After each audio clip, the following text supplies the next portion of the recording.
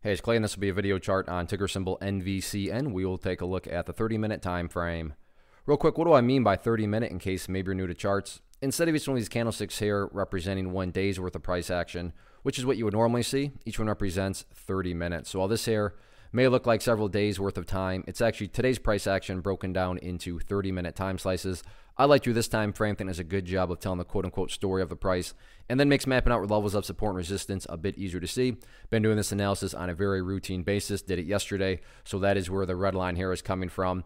And very nice movement today. Yesterday talked about how the bulls started to show some signs of strength, but at that point in time was, all right, well, is there any sort of power? Is there any sort of true strength behind this price movement? And yeah, it appears that there is definitely some strength. Now, there's still plenty of work to do, but again, you got to give credit where credit's due, and the bulls did accomplish some big task. The biggest task is being, getting back up above this red line here, which is at 5 cents. And if you've watched the past videos of mine, you've heard me talk about 5 cents again and again. It really is quite the historic level as far as this chart is concerned.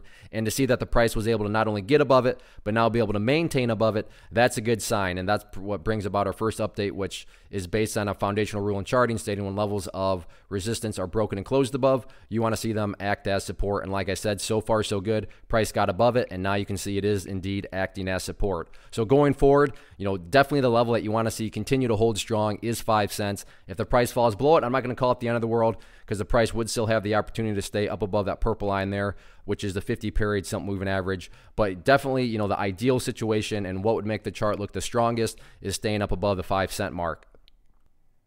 As far as levels of resistance are concerned, at this point, it's really all about a very famous one in the world of charts, which is being denoted on my chart by the pink line there, the 200-period simple moving average. Even if you have a surface deep understanding of charts, I'm sure you've heard of the 200-period, and you know that when the price is below it, it does tend to act as resistance. So I'm not saying by any means that it's impossible to break above it. I'm just saying that within the world of charts, usually the bulls are going to have to bring their A game to not only fight above that level, but then also be able to stay up above it. So keep an eye on that pink line as time progresses. But yeah, no doubt about it. Nice move on the bulls' part. Nice follow through from yesterday. So now it's just a matter of not only staying above 5 cents, but beginning to build their way back upwards. So we'll see how the next couple of days of the week go.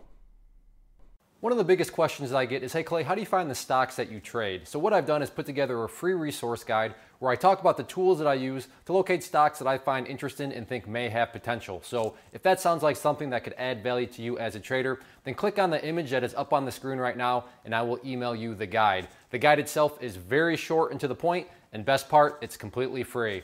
Thanks for watching the video. Let me know if you have any questions.